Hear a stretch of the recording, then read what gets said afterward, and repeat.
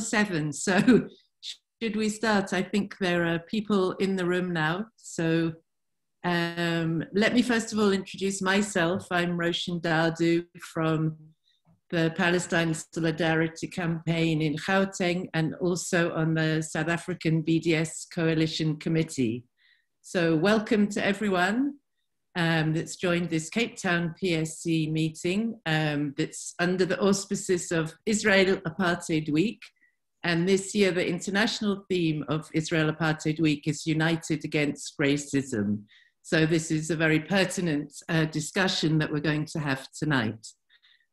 Just to mention, the SABDS coalition, of which PSC is a member, is the Palestine Solidarity Organization in South Africa, which is affiliated to the Palestinian BDS National Committee. The BNC represents the Palestinian civil society groups that originally issued the call for an international movement to isolate apartheid Israel in very much the same way that we in South Africa called for international solidarity and, of course, isolation of apartheid South Africa.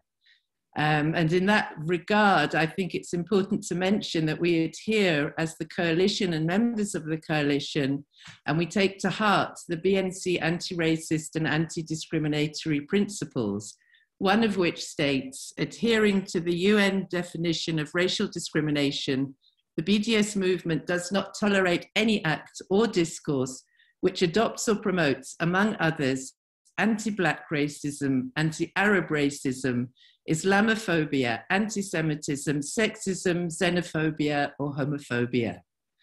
The subject of discussion tonight, how can the left deal with accusations of anti-Semitism, of course arises in the context that we find particularly very recently in the last few years, of the pro-Israeli lobby taking the anti-Semitism so-called working definition of the International Holocaust Remembrance Center to claim that any criticism of Israel amounts to anti-Semitism, and then using this claim to silence Palestinian solidarity activists around the globe. And of course, as Andrew will elaborate further, most perniciously these allegations have been used to expel left anti-racist campaigners from the Labour Party in the UK, including many prominent Black and Jewish Labour Party members. And of course, the suspension of the whip now on former Labour Party leader Jeremy Corbyn, who I knew back in the day in the anti-apartheid movement in England. And I can definitely say is a lifelong anti-apartheid campaigner, an internationalist and a supporter of the just struggle of the Palestinian people for equal rights and justice without any hesitation or doubt. Of course, here in South Africa, I'm sure everyone is aware that there was an attempt by the South African Jewish Report to denounce us, the coalition, as anti-Semitic. But this was found to hold no purchase by the press ombuds. We put a complaint to the ombuds in this regard. When the Jewish Report tried to appeal, they were told by an independent judge chairing the appeals panel that they had no grounds, and they must abide by the original decision of the ombud to apologize to us. And we are waiting for them to do so. And Hassan is going to talk much more about that, I'm sure. So just maybe to briefly introduce the three panelists, although you can't see one of them, I'll explain in a minute, and in the order that we'll be hearing from them. I mean, I think it's a really excellent panel, and I certainly think we're going to learn a lot from each other's experiences, and it's a great opportunity to share how we've dealt with such false allegations of anti-Semitism that are clearly designed to silence us, and to see going forward how we can maybe more effectively deal with this sort of false allegation. So first of all, we're really delighted to have Andrew Feinstein, former ANC MP, who resigned in 2001 in protest at the ANC's refusal to countenance an independent inquiry into the arms deal. He's currently Executive Director of Shadow World Investigations, which is an NGO that details and exposes the impact of bribery and corruption, mainly focused on the global arms trade. He's also the son of a Holocaust survivor and an anti-racist activist, campaigning amongst many other issues for the rights of the Palestinian people. And also we are proud of him in South Africa for having introduced the first ever motion on Holocaust remembrance in the history of the South African Parliament. The next speaker we'll go to will be Haider Id, Associate Professor of Al-Aqsa University in Gaza. I'm sure many of us also know Haider because he spent a long while in South Africa. Unfortunately, he's had to send his contribution recorded on video because, as we know, Gaza has extreme electricity issues, all kinds of service provision issues, even worse than us and way worse than our current South African load shedding. So hopefully we won't load shed, but we'll hear from Haider through the recording. Unfortunately, that means we can't engage directly with him, but it's very important to hear from a Palestinian voice, someone who's been involved both in Palestine, in Gaza as he is now, but also in South Africa and other countries around this particular topic. And then finally, but not lastly, we'll hear from Hassan Lorgat, who again, I'm sure many of us know, is a long-time South African activist against apartheid here and now also in Palestine, amongst many, many other campaigns. I'm sure he can also mention some of the other issues that he's worked on. He's also been at the forefront of taking the complaint against the Jewish report. So he's very up to date on the very current ways in which we've been trying to challenge these false allegations here in South Africa. So without more further ado, I think let's hand over to Andrew and we'll kick off. Sorry, I should just say, sorry, Andrew, please put questions in the chat, not in the chat, in the Q&A.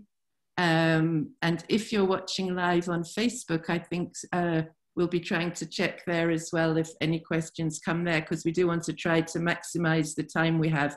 Andrew has to leave just after 8:30 our time.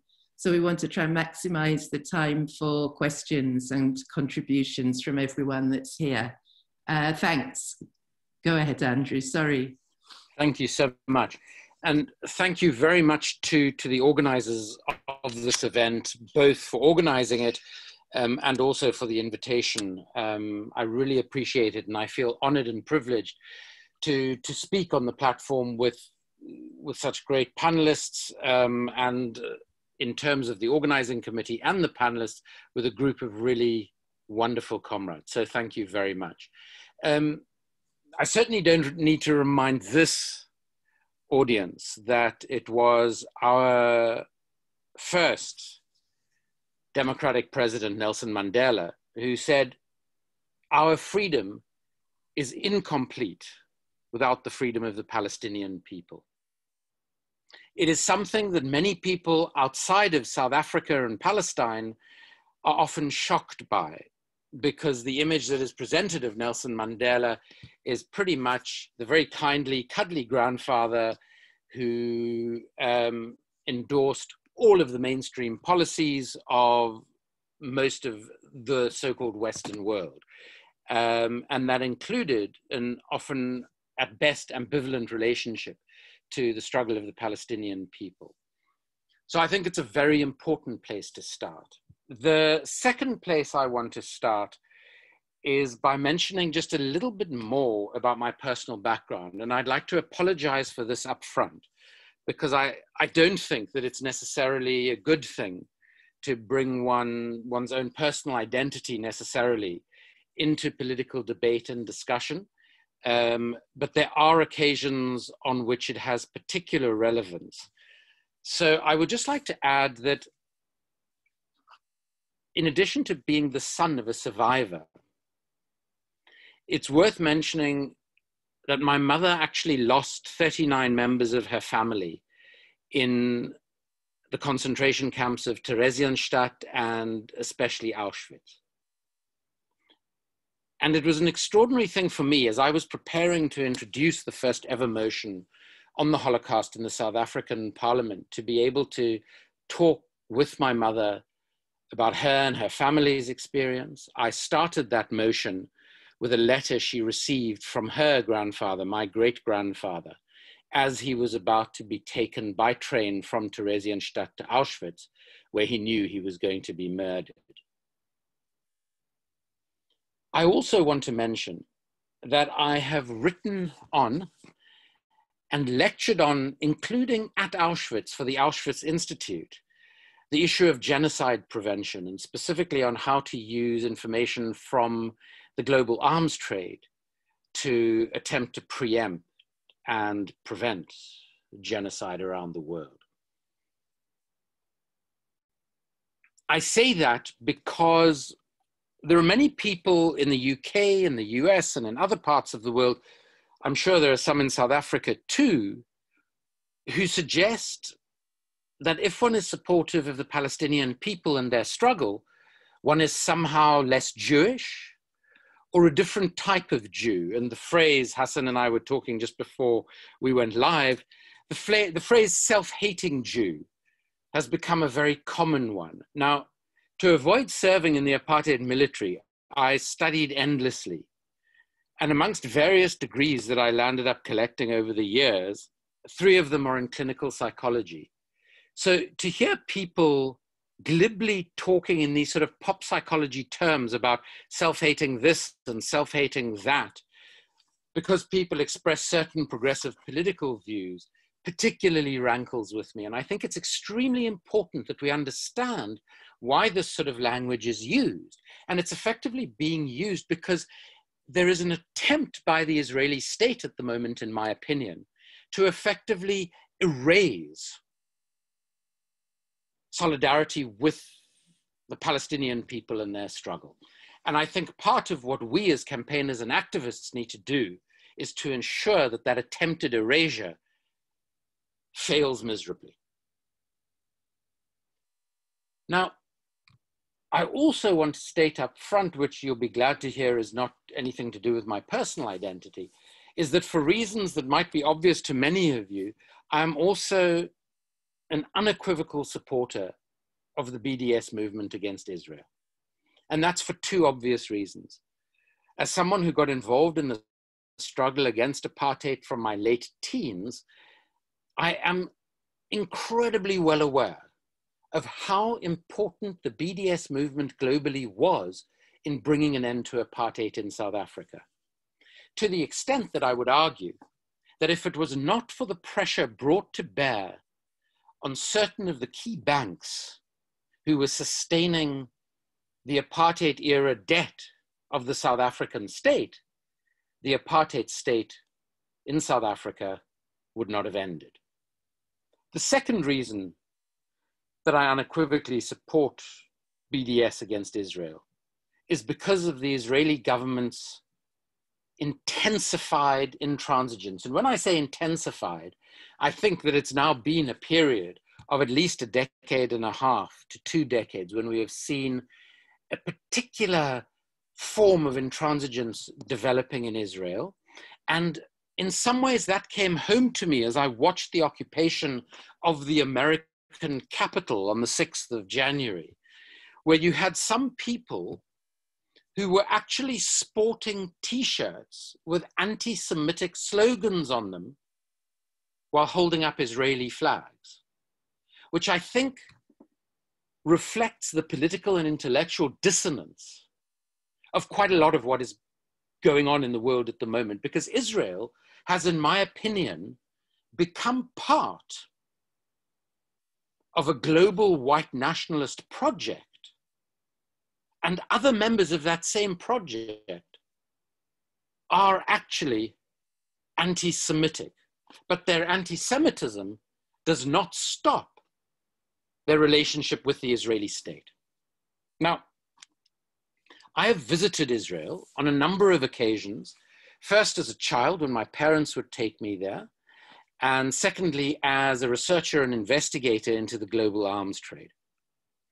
And in these later years, while I've been there, I've obviously also spent time in the occupied territories. And one of those trips into the occupied territories was organized by an Israeli group called Breaking the Silence, a group of IDF soldiers who refused to obey orders in the occupied territories and who suffered a variety of consequences for that, including dishonorable dismissal from the IDF, etc.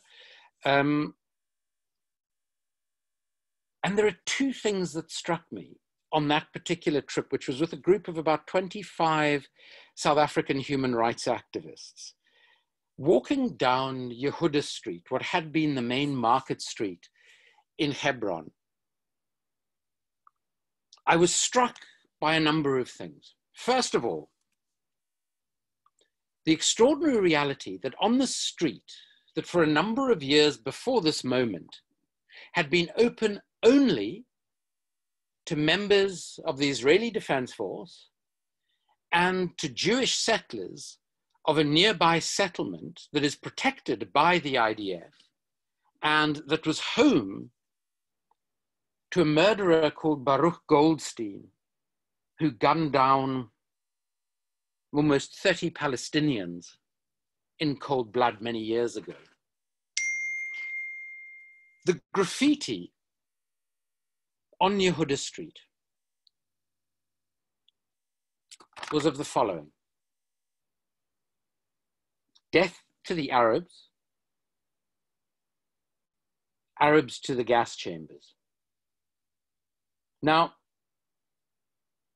it could only have been written by members of the IDF or people from the nearby settlement. And as the son of a Holocaust survivor, as an anti-racist, it is one of the most repulsive manifestations of racism that I've ever seen. And I think the way in which the Israeli state has been moving, as I said, for at least a decade and a half to 2 decades, it is sadly unsurprising that this sort of extreme racism is witnessed so openly. The other observation from that and other visits is that, of course, there are similarities and differences between apartheid in South Africa and what Israel is doing to the occupied territories, to Palestine. But there is one thing that struck me unequivocally, and that is Israel's form of racist apartheid is far more efficient than anything the egregious South African apartheid state came up with. To see the checkpoints where Palestinians are treated by teenaged Israeli soldiers as little more than animals, completely dehumanized. To see separate streets for Israeli Jews and for Palestinians, cars with completely different types of number plates on them, gave me some sense of how deep and how disturbing Israel's racist apartheid is. I, like any anti-racist around the world, am extremely concerned with rising levels globally of anti-Semitism, Islamophobia, and all racism. But to many people, and I've experienced this profoundly in the United Kingdom where I live, it appears as though there is some sort of hierarchy of racism, and that certain types of racism are worse than certain other types. Now, to Palestinians in the occupied territories and in the diaspora, to Muslims in the United Kingdom and many parts of Europe,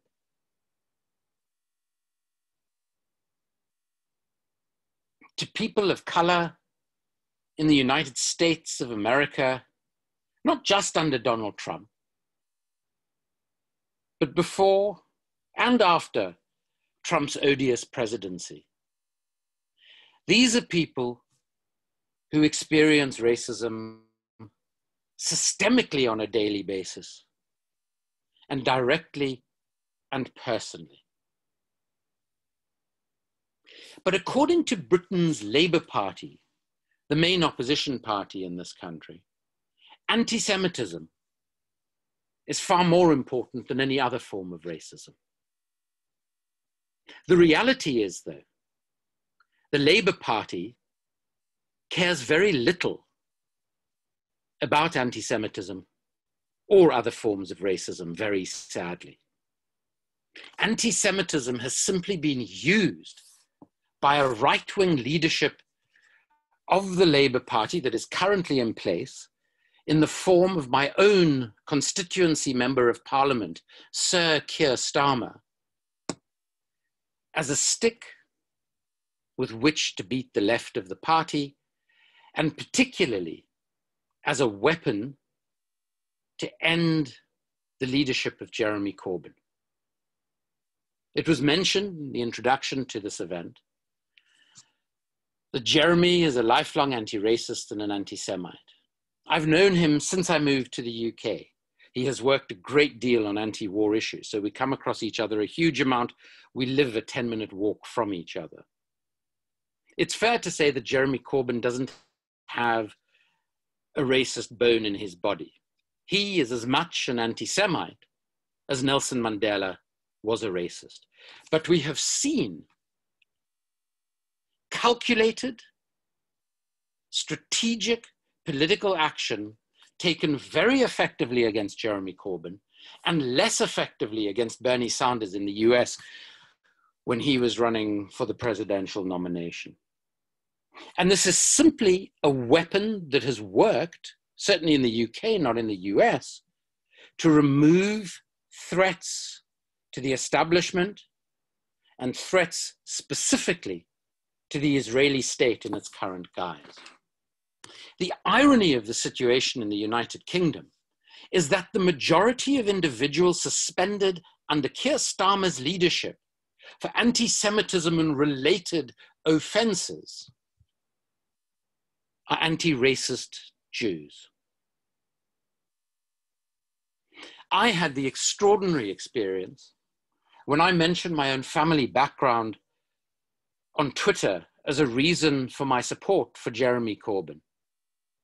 Two rabbis, one in the UK and one in the United States of America, responded on Twitter saying, "Your mother must have been one of those Jews who collaborated with the Nazis."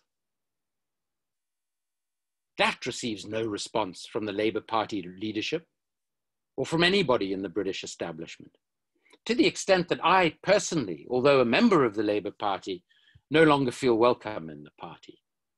And the hypocrisy of this party is illustrated primarily by the reality that a member of parliament here, who was the first and loudest to describe Jeremy Corbyn in her own words as an effing racist and anti-Semite, was a woman by the name of Margaret Hodge, whose own family business, an iron and steel agency, made tens of millions of pounds out of working as an agent for the apartheid South African state.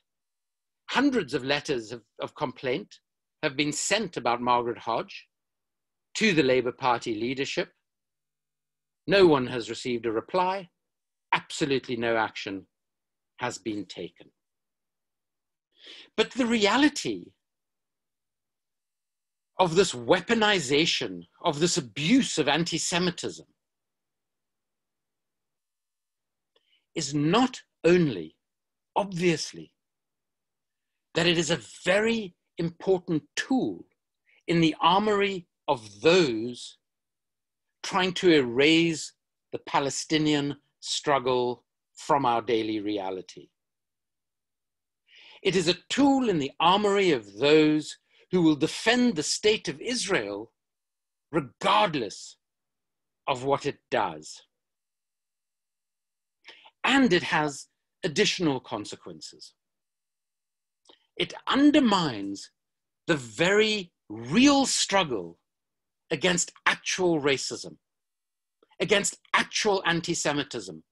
Because while people like Jeremy Corbyn or Bernie Sanders are being accused of anti-Semitism because they will not support Israel's every action, because they will support the struggle of the Palestinian people, actual anti-Semites like Donald Trump and Viktor Orban, the Prime Minister of Hungary, who is regularly welcomed in Israel with full state honors. People like those who rioted in the capital in early January get away with their racism, get away with their anti-Semitism, get away with their Islamophobia, get away with their anti-Black racism and their misogyny. Not one of the people who are accusing progressives of racism and anti-Semitism have ever spoken up about Islamophobia or anti-Black racism. Because for them, there is only one form of racism. So finally, in the minute and a half that I have left, I ask the question, what should we as anti-racist campaigners and activists do? The first and most important thing is not to be silenced. I have found quite intentionally that as I have been trolled on social media by people who believe that Jeremy Corbyn is the devil incarnate, I have spoken more about the racism of Israeli apartheid. I have spoken more about the oppression of Palestinians and the importance of the global BDS movement. And I think this is crucial to our response, is to in no ways be silenced, to speak up against all racism in whatever form it is found by whomsoever it is perpetrated. We have a responsibility to speak louder about Israel, about the occupation of Palestine. And then when you live in a country like the United Kingdom, it is also crucial. And in fact, in South Africa, this is also incredibly important, to speak up against others of our appalling allies who commit constant human rights abuses, who are, as we speak, murdering children in the Yemen conflict with weapons made in the United Kingdom, in the United States, and elsewhere. And that is Saudi Arabia, close allies of Britain, and I'm afraid to say, of South Africa and its arms industry. We as activists and campaigners need to speak up about the suffering caused by Israel, caused by the form of neoliberal capitalism we have around the world today, and to ensure that we will not be cowed by the forces of reaction globally. Let me very quickly conclude with the words of a child survivor of the Warsaw Ghetto, a remarkable woman, Irina Klepfus, whose father died very early on in the resistance in the ghetto, who says, "I have concluded that one way to pay tribute to those we loved, who struggled, resisted, and died, is to hold on to their fierce outrage at the destruction of the ordinary life of their people. It is this outrage we must use to fuel our actions and vision whenever we see signs of the disruptions of common life, the hysteria of a mother grieving for the teenager who's been shot, a family stunned in front of a vandalized or demolished home, a family separated, displaced, arbitrary and unjust laws that demand the closing and opening of shops and schools, humiliation of a people whose culture is alien and deemed inferior, a people left homeless without citizenship, a people living under military rule. Because of our experience, we recognize these evils as obstacles to peace. At these moments of recognition, we remember the past, feel the outrage that inspired the Jews of the Warsaw Ghetto, and allow it to guide us in present struggles." Thanks very much. Thank you so much. I think that was an amazing presentation that covered really a lot of key issues, and you know, your passion and your conviction in the face of all of the trolling and hysteria that you've had to face is really amazing. And we're glad that you do have time to, after we've heard from the other two panelists, take some questions. I know I've got a few questions already, but moving swiftly on, we're going to move on to Haider. Just to say that we did try to edit slightly just because it was a bit long, Haider's video, but we will put the full video up when we post up the recording on our YouTube and so on.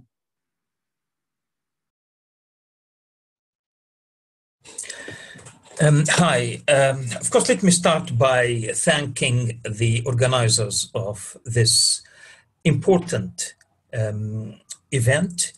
In particular, of course, the Palestine Solidarity Campaign of Cape Town and the South African BDS Coalition. And I want to start directly by addressing some of the questions raised in this panel. Because it's so sensitive. I know how sensitive this is in South Africa and in the West, in the West in particular, in fact. But let me start by giving my own experience as a Palestinian living in the Gaza Strip, but also as a BDS activist and a human rights activist as well.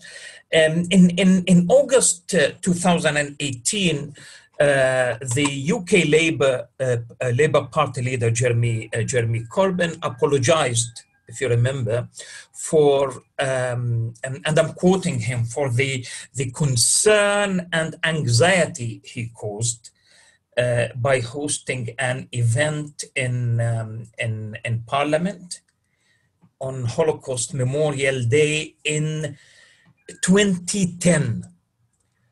And it was titled, that event was titled, Never Again for Anyone, Auschwitz to Gaza. The event mentioned, in fact, was organized by our comrades in the Scottish Palestine Solidarity Campaign, SPSC, and the International Jewish Anti-Zionist Network, IJAN.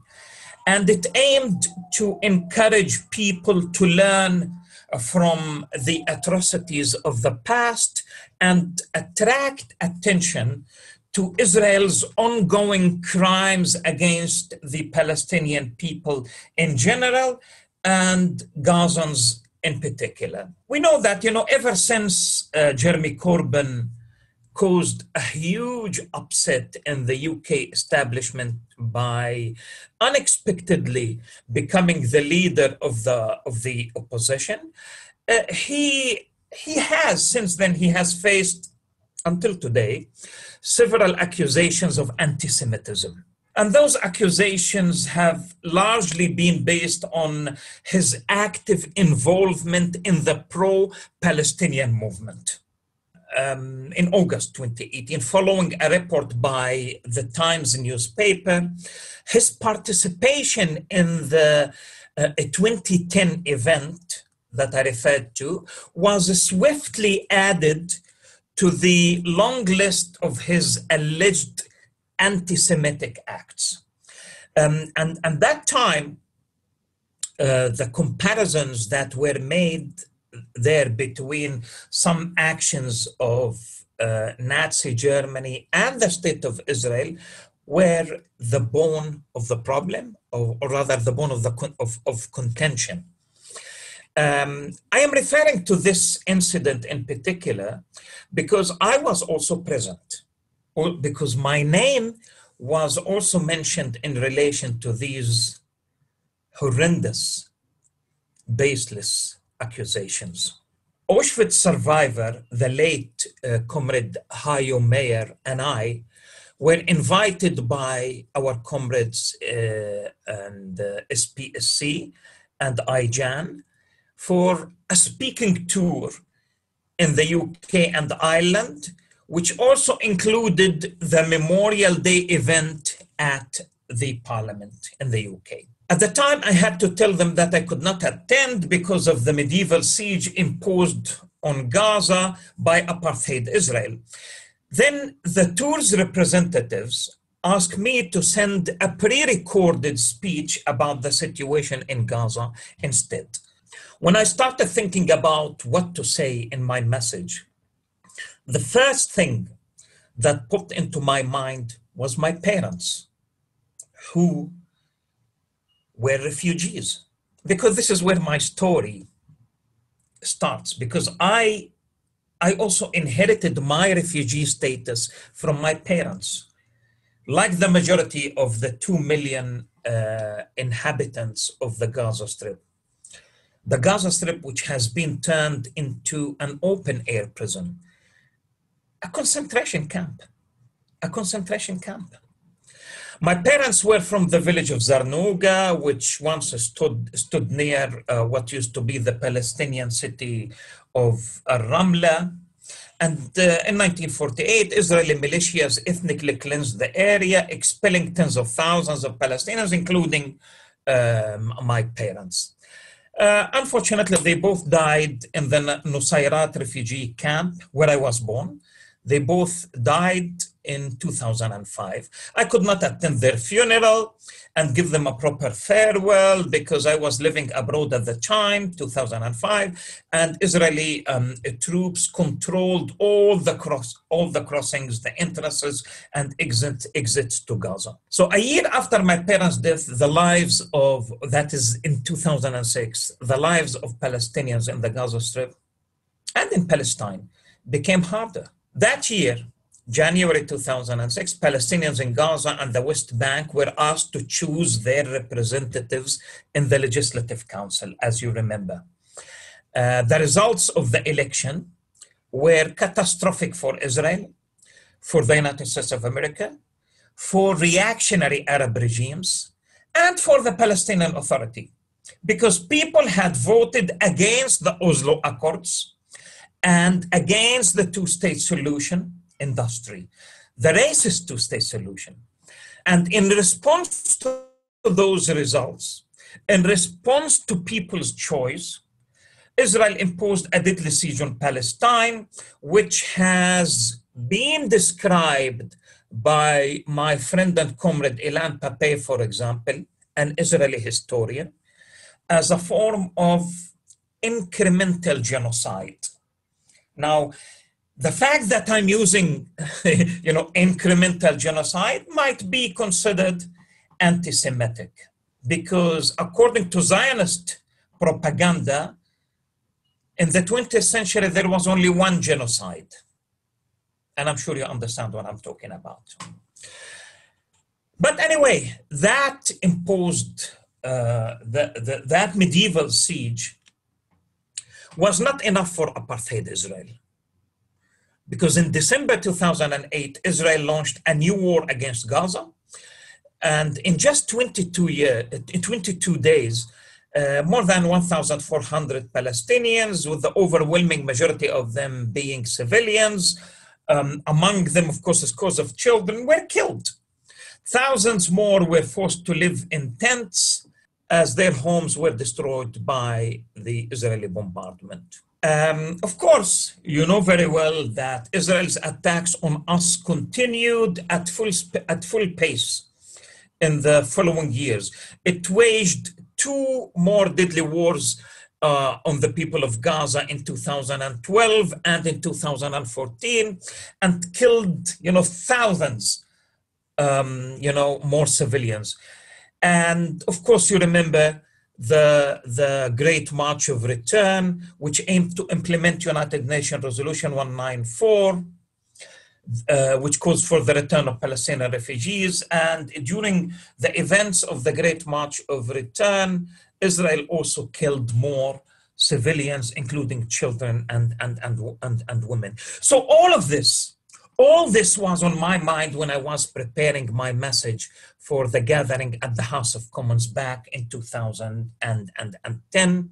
The event itself was supposed to address, lessons learned from past atrocities. But I also have to mention that I'm also a naturalized South African. Because I spent 5 to 7 years in South Africa, starting from 1997, only 3 years after the first non-racial elections, which ultimately led to the appointment of Nelson Mandela as the first Black president of the country. And I have learned a lot from South Africa. And it's a struggle against one of the most inhumane regimes in history. A regime that is like Israel, like apartheid Israel, and Nazi Germany, is based on racial and ethnic exclusivity. I believe there are many parallels between the racist states of today and the yesteryear, whether Nazi Germany or apartheid South Africa or apartheid Israel.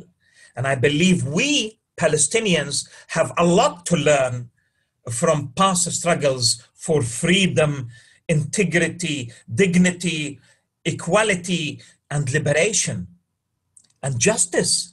I believe to make sure past atrocities are not repeated, we need to remember them, learn from them, and examine the reasons that allowed them to happen, because they are still happening in Palestine.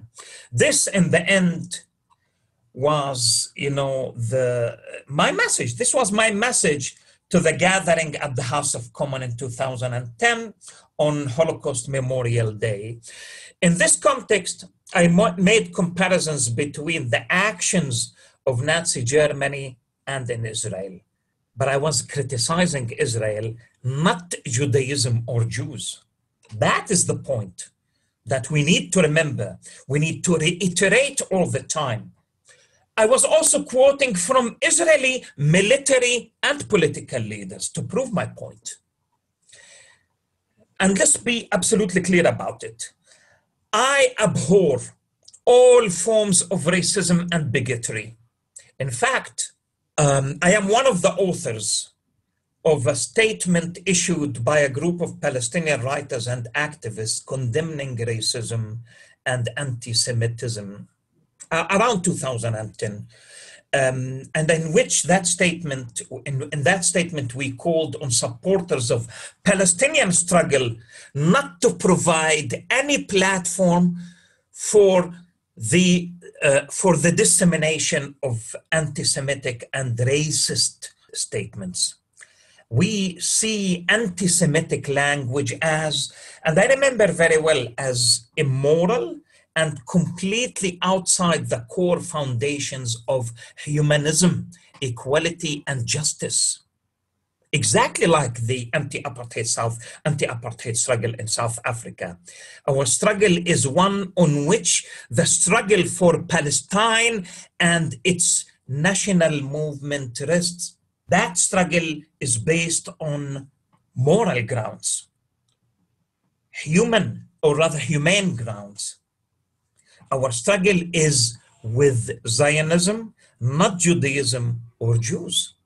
Now, these points are extremely important if we want to address the issues of anti-Semitism.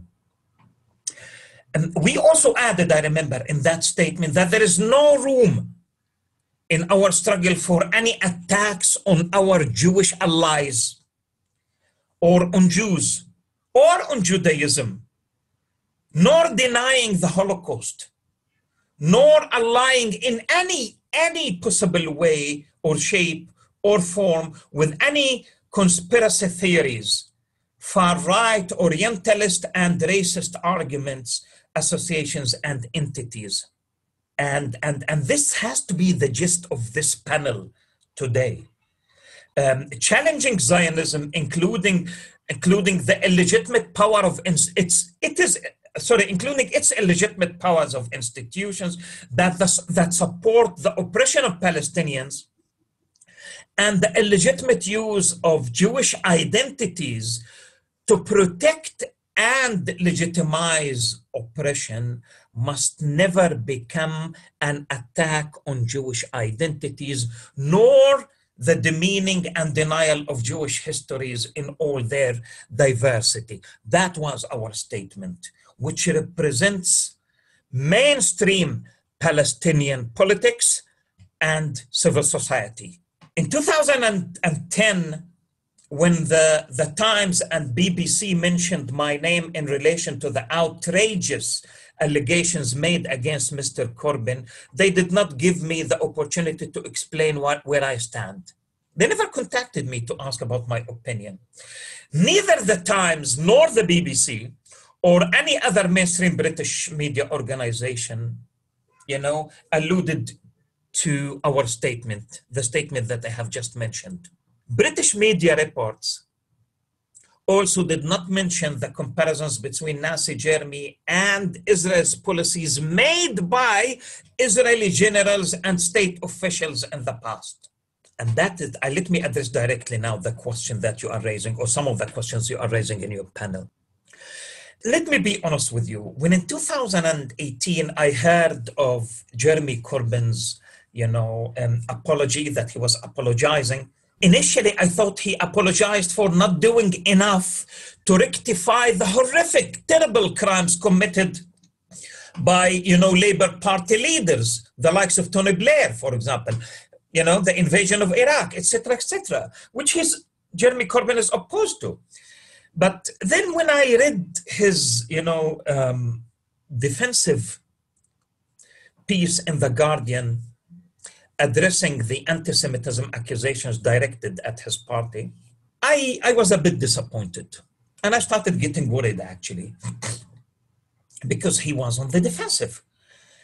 I was worried that while trying to placate the pro-Israel lobby in the UK, he might have risked at the time alienating those people who brought him to the leadership of the Labour Party.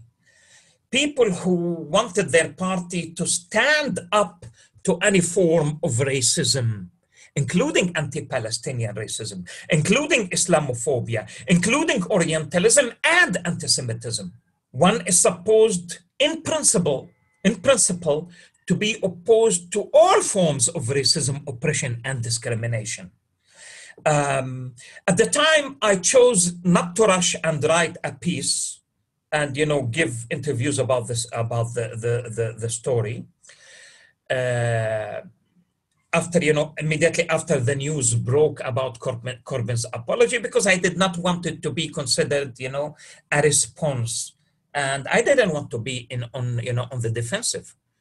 Neither does the Palestinian national movement want to be on the defensive. Neither does the Palestinian civil society. I do understand the extent to which the pro-Israel lobby would go in order, and they said it, to bring Jeremy Corbyn down. And how hard it must be for someone like Mr. Corbyn, who spent a lifetime fighting racism, to find himself facing these kinds of accusations. But what you are doing right now in South Africa, and I'm glad Hassan Lorgat is with me here, representing the BD, the South African BDS coalition, that, your response is different. And your work, the PSC, the Palestine Solidarity campaigns across the country, the SABDS coalition, your work is so impressive because, in practice, you are answering the questions you are raising, because simply you stand your ground and refuse to be on the defensive all the time. And that is not what Jeremy Corbyn and the Labour Party did, unfortunately, and they lost the battle at the time, temporarily. We are calling for the establishment of a secular democratic state for all of its citizens, exactly like what you did in South Africa in 1994 when you went to the polling station and voted against apartheid. Not a single person could accuse you of being anti-white at the time. That is the point. The point is never to be on the defensive, stand your ground, and make it absolutely clear that what you are fighting for is justice. Justice for all. And I think this is the what I would call, weakness point of those accusations of, anti-Semitism, etc. We have to stand our ground. I have more to say, but I think it is more than enough. And I thank you again. And Amandla.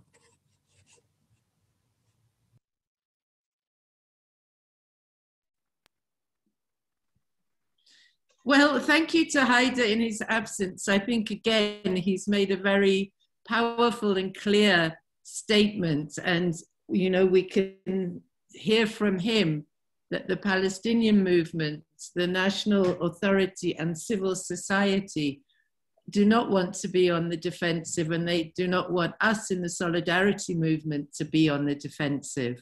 I think there's an awful lot that Andrew can also come back on that Haider raised, particularly, I didn't know before that he had been sort of implicated in the anti-Semitism story of Jeremy Corbyn.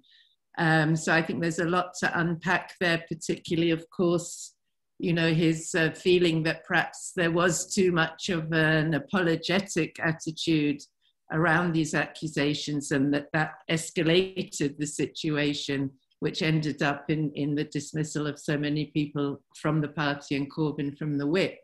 But before we get into that, Haider obviously also mentioned Hassan, who's our next speaker. So I think let's hear from him, and then we can hopefully have a very good discussion afterwards. Hassan, go ahead. Thanks, Roshan.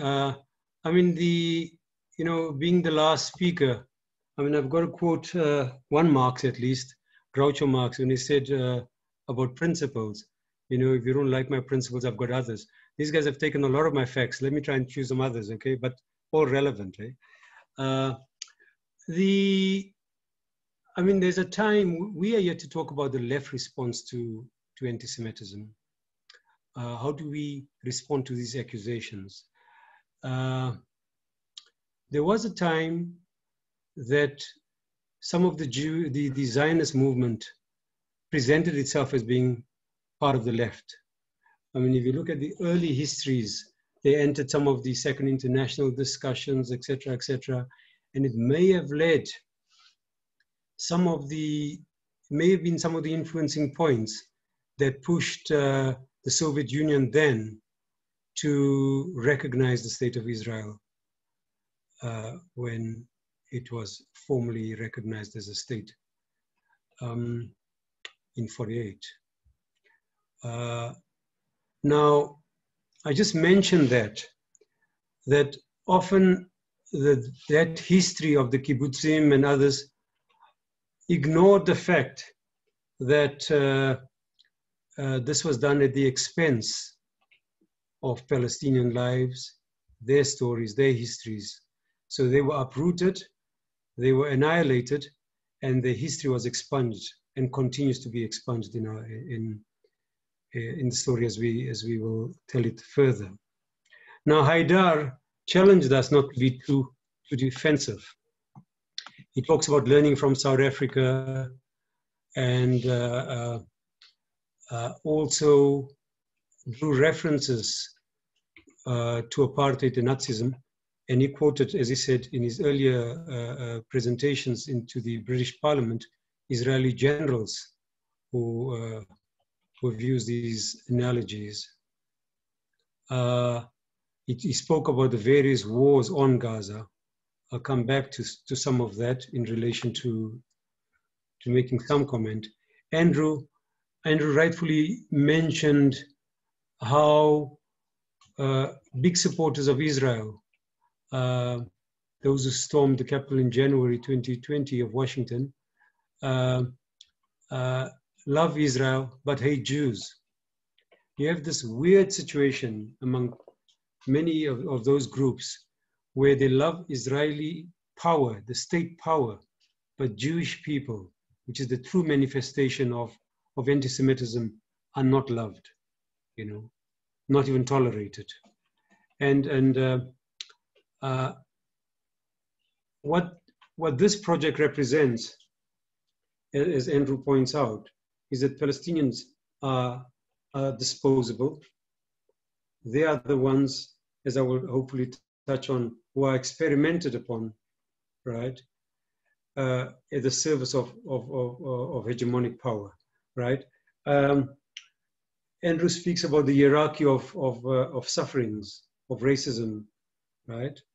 In our country here, black lesbians have been killed. Working class poor people around farming areas have been killed by white farmers, by the police, right? And yet, there is an upsurge in the discourse around around anti-Semitism here. There's a weaponization, as Andrew speaks about, of anti-Semitism worldwide. Andrew also spoke about the Nazi experiences. But they both challenge us to bring up an offensive strategy. And I want to ask, what does this look like for us? I will spend some time looking at the South African Jewish report, sometimes my favorite bedtime reading these days. As I've said, campaigns around anti-Semitism are very, very high. But this is in contrast to the actual cases of anti-Semitism on the ground in South Africa. Now, if you think I'm saying this because I'm an activist, I want to quote the South African Jewish report, who in January 2020, a year ago, published an article entitled Anti-Semitic Incidents in South Africa at a 15-year low by Nicola Miltz, right? And they tried to explore the reasons why this is so. Now, David Sachs is one of the other sparring partners that we have here, reminds us that we need to distinguish between anti-Semitic acts, that is doing bad things to Jews, and the anti-Semitic discourse. South Africa has been at very low rates in the first category, but not in the second, which is probably impossible to measure accurately in any case. But what happens? There's an attempt to make some kind of scientific investigation into that. The truth that cannot be denied, that the campaigning on anti-Semitism is very, very high. Any Tom, Dick, and Harry, or BDS and such, and their friends, or Chikane, or Achille Mbembe, can be accused of being anti-Semitic. One of the activists, Zane Dango, they attacked him once, and they used the duck test. They say, well, you know, if it looks like a duck, walks like a duck, and sounds like, that is it, that's anti-Semitic. So it's a kind of definition that is quite malleable. You can move it around. And it's clear that it is weaponized. It is a big stick to bludgeon the opponents into submission so that we can be afraid. And they use the legitimate claims for sympathy and solidarity with those who've been killed in the Holocaust. They use it in a way that rubbishes the integrity of it, because they use it for political ends. They use it to bludgeon people into submission and to close down the space for debate, discussion, and democracy in many countries. Ironically, these supporters of Israel and Israel, they do not fail in reminding us that they're the only democracy in the world, or in that part of the world, rather. So there have already been discussions about the resolution from the International Holocaust. I won't go through that, but let me just touch a little bit on about what has happened before, about this democracy that has been, the space that has been closed up.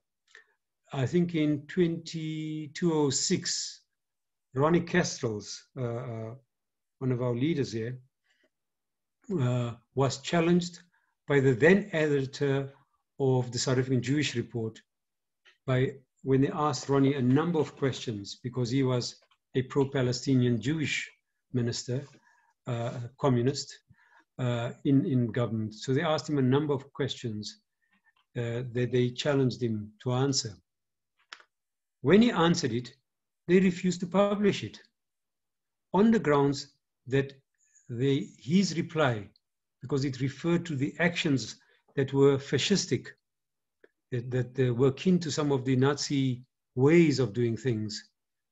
They said some of those statements were so offensive to the sensibilities of the majority of readers that they would not contribute to constructive debate, but would simply give deep offense. So they didn't run his reply. This is democracy, right? So it is not a new thing, but it has picked up increased vigor. So much so in 2019, Gideon Levy writes, the plague is spreading. Under the cover of a just war against anti-Semitism, Europe and the United States silence every voice daring to criticize Israel. Under cover of this war, they are undermining their freedom of speech. Now, you've already heard about Levy, works for Haaretz. Him and Amira Haas do incredibly good work exposing from inside the atrocities against Palestinians. But what Gideon's quote shows us is that the Israeli supporters, most of them Jewish and Zionist, also most of them Christian evangelicals in the United States and even in this country, right? They have removed their support for the poor and the oppressed. They are working quite consciously with elites in government and corporations, right? So Levy, while he was talking about how these guys were trying to close down the space by outlawing the BDS in the parliaments, the French parliament, in Berlin, elsewhere. And thankfully, a number of activists have fought back and turned these around because they were against the rights to free speech, organization, to move around and to live a democratic life. But the question we must ask, why is this happening? The writer Jeff Harper says that Israel is a laboratory of repression and control, useful for dictators and the wealthy. They use it there because they could easily, as he argues, get rid of the occupation, and Israel could become like an island where no one really goes to, or something like New Zealand, quite peaceful on its own. No, but they serve a purpose. They are a laboratory where they can say, we have killed. They don't use those words. They put it, they can say something. They've done it in battle tested, guns that can shoot around the walls, etc., etc. They've tested this on people. So the kind of battle that we are having around ideas is replicated on the ground, where people's homes are demolished. People have been removed day by day.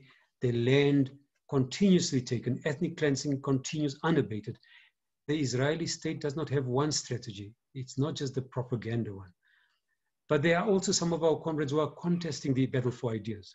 What I want to say, and I think following from the other speakers, that Marx has said, you know, it's not good enough just to interpret the world. We have to engage in the battle to change it, right? And hopefully not as the Zionists have changed it, but we should change it as left people with compassion, bringing in those who are marginalized. And as long as we stay on the side of the oppressed and the poorest, we will be on the right track. So let me talk a little bit about our challenge. That in an article published on 22nd October last year, the BDS was labeled as anti-Semitic. And part of the simple tactic they used was they said, here's a cartoon that is anti-Semitic. You have reproduced it on your Facebook page. Because of that, you are anti-Semitic. The cartoon was produced by the GIUSA, a trade union, General Industries Workers Union of South Africa. And its president called me to say, Comrade Hassan, did you see this cartoon where these guys are accusing us of being anti-Semitic? He didn't refer me to the union's website. He didn't refer me to the BDS website, which has only recently been relaunched, by the way. He referred me to the South African Jewish Report newspaper. I asked, and I asked consistently, if this was so anti-Semitic, why is it that you continuously reproduce it? If you want to see it now, you go onto the website, you'll find it.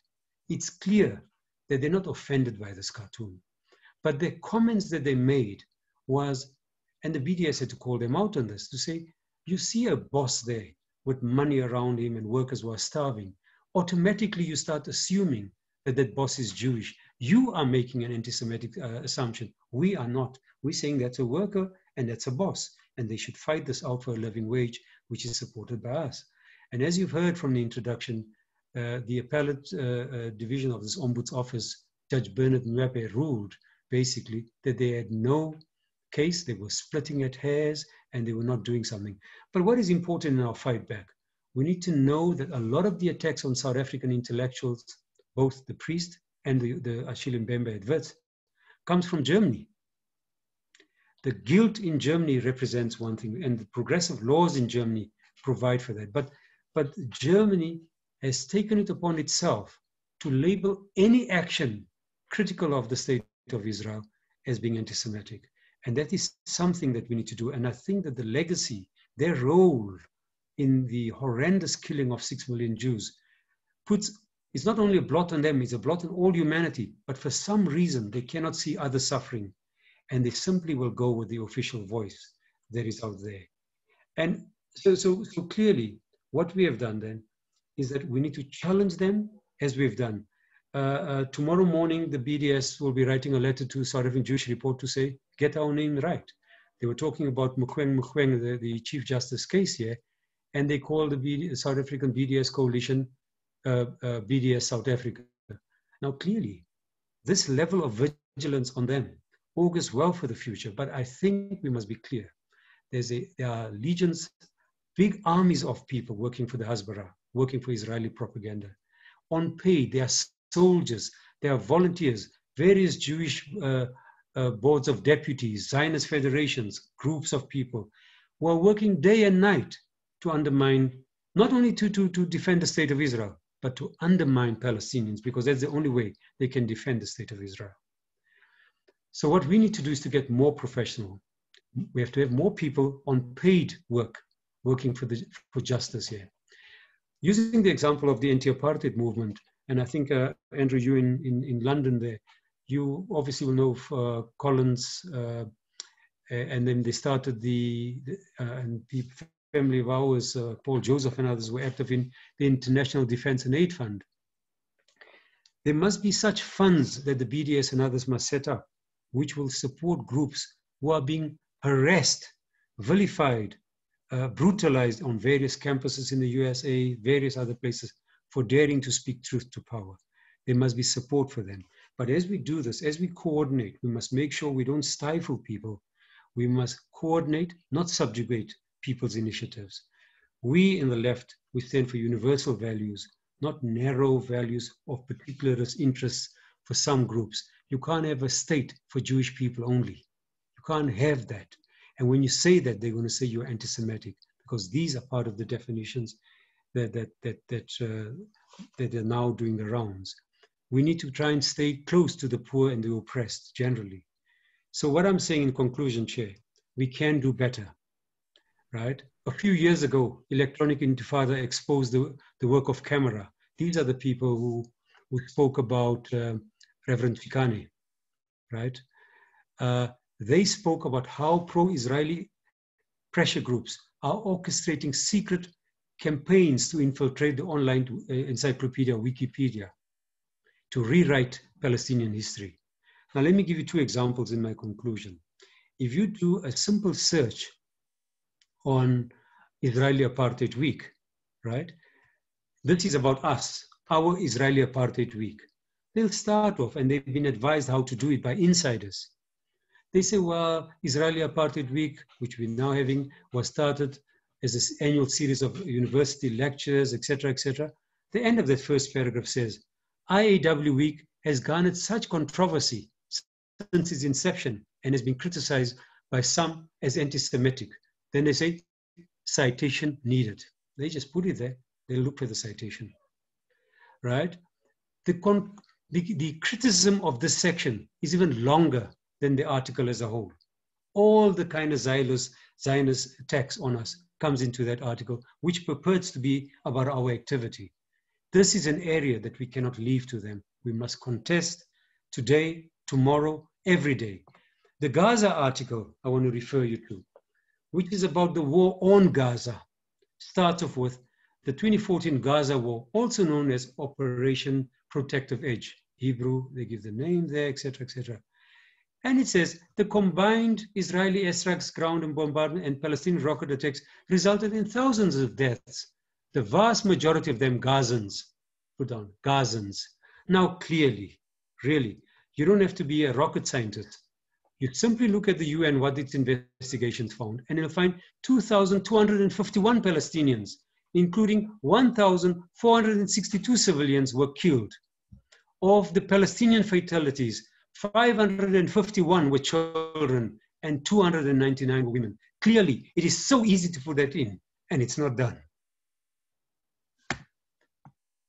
Let me end there. Thanks, Hassan. It's just after 10 past, so I think we do have a good amount of time for discussion. I think, Hassan, thank you. You've raised, sort of practical and real examples of how we can exactly not be on the defensive, as Haida mentioned. And I think that's, that kind of coming up with a strategy to ensure that we aren't defensive and responding all the time, but that we're actually proactively taking the message out there is hugely important. I think just to look at the chat, at the Q&A, I think everyone can see the questions that are asked there. There's one on how can Donald Trump be considered anti-Semitic if he's willing to support Israel in moving its capital to Jerusalem and in setting up the American embassy there, and also having his own daughter marry Jared Kushner. There's another one from Firoza around many Christians support Israel from a biblical perspective. They do not see the impact of Zionism and occupation. This can be seen from the support Mokweng, our Chief Justice, is getting. They see any criticism of Israel as anti-Semitic. How can we have a constructive discussion with people who hold this view? There's another one, the first one around a campaign equating anti-Semitism with racism. Well, I think that's exactly what we are doing, what the BNC does. And I think, obviously that we need to continue that. I also think some of the themes that have come up around the media, Haida mentioned the way in which the BBC didn't ask him for comment, wouldn't refer to the statement that Palestinians had made, clarifying a lot of the issues that they were being accused of, or he was implicated in with Corbyn. And generally around the media, Hassan's mentioned Wikipedia, which I suppose is something that we can all contribute to. But the way in which the narrative is spun is a big issue. And particularly, I know in Britain with the BBC, in particular, the state broadcaster. Again, yes, we've got the issue of Corbyn's apologising and how we might have dealt with that differently. Yeah, I think those are the main things that have come up. I'm just trying to put it all together so that Andrew can have a chance to really get his teeth into a response before he has to leave. So over to you, Andrew.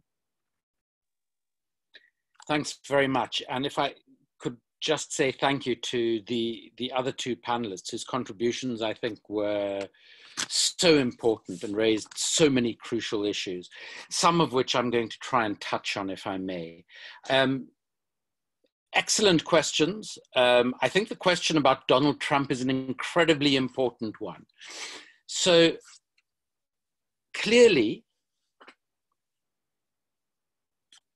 anti-Semitism is not necessarily about one's diplomatic approach as a political leader to Israel. And we should remind ourselves of what anti-Semitism is. It's about affixing certain negative characteristics to a group of people due to an aspect of their identity. In this instance, it's ethnicity, religion, race, however you want to define it, and that is a whole discourse on its own. But in the case of Donald Trump, it's actually very interesting. Now, I have no idea whether Donald Trump is personally anti-Semitic or not. What I do know is that before he became president, a number of people who had significant contact with him reported when he then ran for the presidency about what were obviously anti-Semitic comments that he'd made. And he used to make them particularly in relation to people he was competing with in business or who he would allow to look after his money and he would not. you know, he would say some incredibly disparaging things about people identifying them as Jewish, and their extraordinary affinity with money. Now, this is an obvious anti-Semitic trope that has been used for thousands of years, but perhaps more importantly is that throughout his political career, brief and destructive as it was, or hopefully was, there are numerous examples of Trump using what were effectively Nazi symbols to negatively identify groups of people. So, you know, in this most recent campaign, the campaign ran ads on Facebook before Facebook was forced to take them down, in which they had pictures of symbols of red triangles together with words about what should be done to the anti-fascist movement. Now, the reality is that the Nazis used the symbol of a red triangle that had to be sewn onto the coat of somebody who had been identified by the Nazis as a socialist or a communist. And many of those people landed up in concentration camps and landed up being killed. The image of Hillary Clinton, whatever one might or might not think of Hillary Clinton, and I'm not a fan, but that's irrelevant here. The image he used of Hillary Clinton next to a pile of money and a Star of David, sinister images of bankers, of George Soros, which is how Viktor Orban, the Hungarian prime minister, has won each of his election campaigns. Now, the irony of Orban's situation is that he initially won power on a very strong anti-communist platform. Post the collapse of the Soviet Union and the collapse of the Iron Curtain, he positioned himself as opposed to anything that it had to do with the Cold War regime in Hungary. That started wearing off fairly quickly. So come his second election, he actually hired political consultants who, by the way, happened to be Jewish New Yorkers. And they said to him, you need to find a new enemy. The communists aren't working as an enemy. It's becoming too distant a memory for some people. And it was they who identified George Soros. And there were these repulsive campaign posters all over Hungary of this caricaturish image of Soros, who is Hungarian and who is very easily identifiable in Hungary. But the nose was sort of accentuated. And he was regarded as one of these people who controls the world and is controlling Hungary. And I mean, that is the basis on which Viktor Orban has maintained political power. But he is regarded as close an ally of the Israeli state as Donald Trump was as president. So I think this is part of the dissonance that we're talking about at the moment, that I referred to when I spoke about those people occupying the Capitol who had anti-Semitic slogans on their T-shirts, but were holding up the Israeli flag. So Israel has come to represent certain things to certain political groupings, and one of the questions talks about many evangelical Christians in particular who support Israel, perhaps from a biblical perspective or others. The final example of that I want to give is that of Boris Johnson, the clown of a British prime minister, who not only described all Africans as dark people with watermelon smiles. I mean, he has a history throughout his professional and political career of racism, but he wrote a novel that was just chock full of anti-Semitic tropes. Now, this is the man who is prime minister who Jeremy Corbyn is contesting an election against. Did any of the Jewish groups ever point out Boris Johnson's use of anti-Semitic tropes, etc.? But that in no way affects Johnson's support for Israel, because that is a different type of political calculation and calibration. So I think it's important to distinguish those things. And that brings me to the question of the response to claims of anti-Semitism from Jeremy Corbyn and the Labour Party. I think there were a number of mistakes made in that response.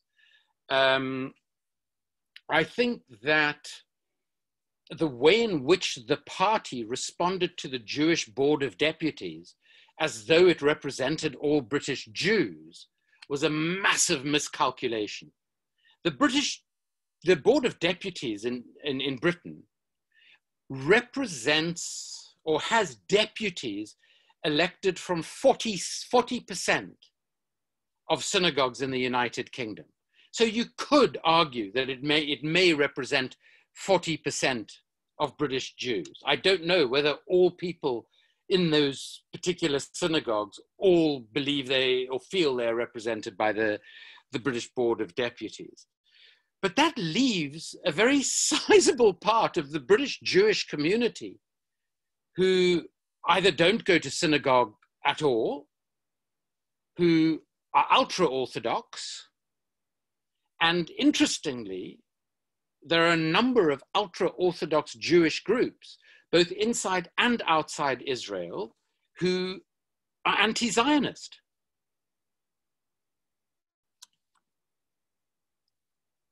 I think that what the party did not acknowledge significantly enough is that the British Board of Deputies happens to be a very politically conservative group that is very closely linked to the Israeli state by its own constitution and definition.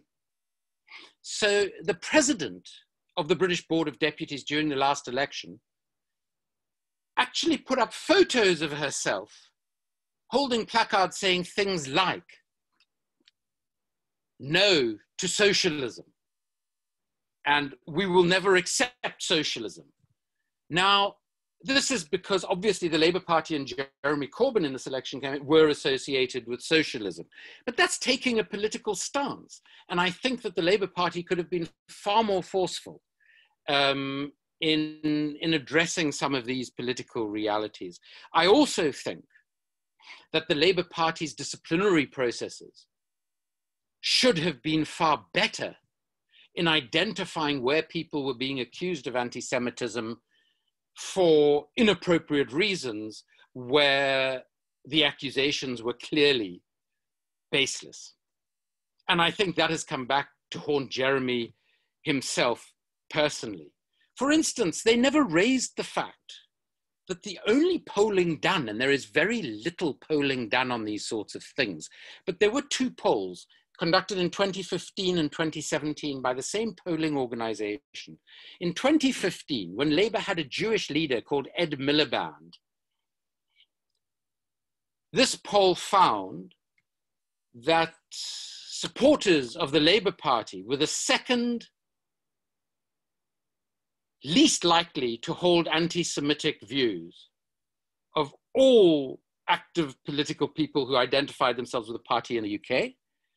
The Liberal Democrat supporters were slightly lower than the Labour Party, but the Tory voters, the UKIP supporters, etc., were all far more anti-Semitic than Labour supporters. In 2017, after 2 years of Jeremy Corbyn's leadership, Labour was now joint last with the Liberal Democrats. In other words, its supporters were least likely to exhibit anti-Semitic views after 2 years of Jeremy's leadership. And bizarrely, all of these people who raised these issues of anti-Semitism against Jeremy Corbyn had never done so previously in his 33 years of public life. They had criticized his support of his criticisms of Israel and his support of Palestinians, but had never suggested that he was anti-Semitic. This was something that was used as a political tactic at a particular time and point, where he came within less than 3,000 votes of being elected Prime Minister of Great Britain, when he became a real threat to the broad establishment in the United Kingdom. Let me repeat what I think is obvious, or I hope is obvious, to every single person on this call. One incident of anti-Semitism, of Islamophobia, of anti-Black racism, of any form of racism and discrimination is one incident too many. But we have to accept that there is no hierarchy of discrimination or racism. And it is my view that as activists, as campaigners, coming from the backgrounds we do, it is our responsibility to be forceful in the promotion of our anti-racism. Very quickly, if I may, there is also a question about whether criticism of Israel is anti-Semitism or cannot be anti-Semitic. Of course, certain types of criticism of Israel can be anti-Semitic. If somebody says, for instance, all Jews support Israel's occupation of the Palestinian territories, all Jews are opposed to the creation of a Palestinian state, all Jews are opposed to the liberation of the Palestinian people, all Jews support the occupation of Palestine, that is anti-Semitic, because not all Jews do. And you are simply taking the fact that they are Jewish, eliding into the fact that they are supportive of Israel. It's like when I gave my maiden speech in Parliament, which was on the remarkably boring topic of the post office budget bill. Some members of the National Party, which was still in existence then, started shouting at me, "Yo communists, yo communists!" Because I was a white Jew who was a member of the ANC, I therefore had to be a member of the South African Communist Party and myself a communist. I didn't mind being called a communist, but it was that reductionism of theirs that was so offensive to some people in the Houses of Parliament. And in fact, Jill Marcus stood up. I think she was Deputy Minister of Finance at the time, and demanded that those members of the National Party be ejected from the House, which they were. But to criticize Israel is not equivalent to anti-Semitism. You simply cannot say that that extremely important minority of Israeli Jews who are highly critical of the state of Israel and sacrifice an enormous amount to oppose the occupation of Palestine and to wage political struggle against certain aspects of the state of Israel. You cannot call those people anti-Semitic. You cannot call ultra-Orthodox Israelis who are opposed to Zionism and therefore the existence of the state of Israel, you cannot describe them as anti-Semitic. Not if anti-Semitism is to have any meaning in the world whatsoever. But let me finally say, and please, I must apologize for the fact that I have to leave early. The British government late last night announced that they're increasing Britain's nuclear warheads by 40%. By 40%. So there is an urgent rally that is taking place as we speak that I've just been asked to speak at before it ends. But let me say as my final word, and in thanking again the organizers and my fellow panelists and all of you for attending and participating in this, let me say that as a Jew whose family suffered in the Holocaust, as a South African who was privileged by the color of my skin in South Africa, but who witnessed the suffering of the vast majority of South Africans under apartheid, and still today under the consequences of apartheid economically and in a variety of other ways. I believe that I have a responsibility to speak out against injustice, oppression, and discrimination and racism wherever it raises its head. And one of the places it raises its head today, in a brutal and indefensible manner, is in Israel's occupation of the Palestinian territories. And I believe that it is my responsibility to my ancestors, it is my responsibility as a South African citizen, which I still am, to speak out against the Israeli occupation, to speak out when false claims of racism or anti-Semitism are used to try and stop me and anybody else from pointing out and rejecting those abuses. Thank you so much for having me, and I hope that the rest of your conversation goes well. Thanks so much, Andrew, and good luck with the anti-nuclear meeting that you're attending. It sounds like a horrendous situation. But moving swiftly on, it's now 8:30, so maybe we can just ask Hassan also to, taking in mind the questions that were asked and anything else that he wants to add to for a few minutes. Yeah, thanks, Roshan. Thank you, Andrew, and stop the war. The author, one of the co-authors of the working definition of anti-Semitism, his name was Kenneth Stern. He wrote a year ago that, and he's a Jewish guy, right? He says, it's in The Guardian, I drafted the definition of anti-Semitism. Right-wing Jews are weaponizing it. So he's not a guy who loves the struggles the way we would do, and he's not in our same trenches. But he talks about how Donald Trump, in his executive order, just before he was out, actually was weaponizing a number of groups to use anti-Semitism to close down speech. Let me just quote this. He says, Jared Kushner, the president's son-in-law and special advisor, wrote in the New York Times that the definition makes clear that anti-Zionism is anti-Semitism. Then he goes on to say that he was not such a proponent. He did not want it to close down speech. And he even says anti-Semitism is a real issue, but too often people, both on the political right and political left, give it a pass if a person has the right view of Israel.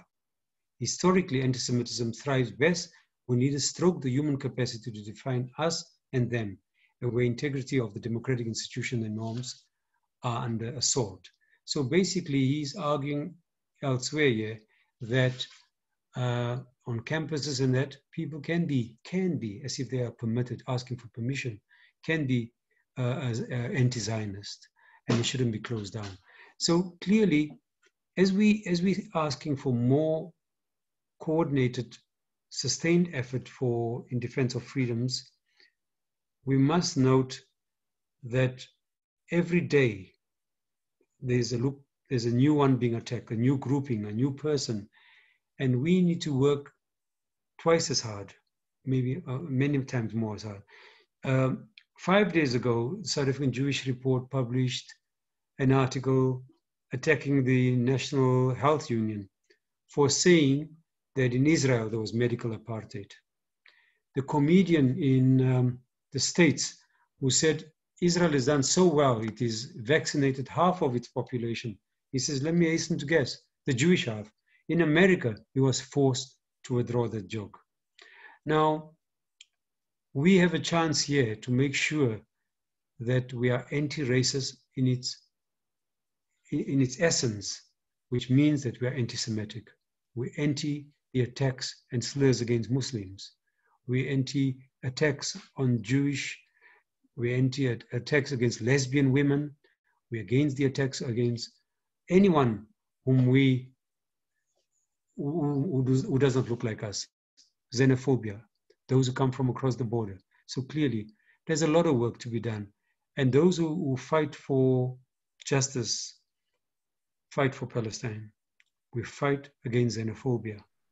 We fight against anti-African hate, you know. So really, we are not just fighting for justice for Palestinians. We are involved. If you look at many of us here, we do more than just fighting for this. So when we have the attack by Jewish groups that, oh, Israel is being singled out. Israel is not being singled out. When we try to treat it like any other African nation by putting it in front of the ICC, they say, no, treat us differently. You know, so clearly they can't have it both ways. And so Roshan, that's basically what I want to say for today. Thanks very much, Hassan. And in absence now, both Haida and Andrew, I think it's been a fantastic discussion with excellent panelists. And I think we've started exactly to take the offensive on this issue and to say we won't be silenced. We will speak up and stand up in solidarity with the Palestinian people. And we will not allow weaponization of anti-Semitism to derail us, to silence us on the question of Palestine. And as Hassan has said, as anti-racists and as people who work in various ways with the oppressed in South Africa and around the world, we will just simply not allow our voices to be silenced and to be used for the state of Israel to make its gains along with political elites, as has been outlined clearly by Andrew in particular, the link between Trump, between Orban, anti-Semites with the state of Israel. So thank you, everyone. Thank you to PSC Cape Town for organizing this. And I'm sure this is just the beginning. We'll be putting the recordings and the full recording of Haida's contribution on our YouTube and also on our very new website. It's so new, I can't actually tell you the website address, so you'll have to keep following us on Twitter and Facebook. Thank you.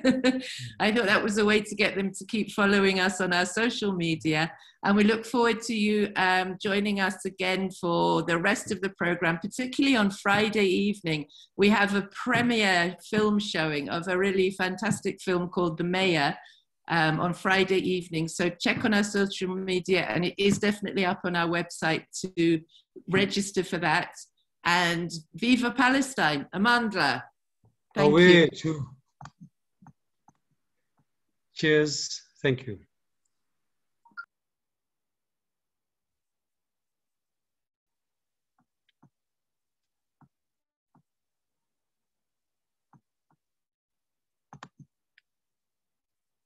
ऐसे video इसको विषय दरोगे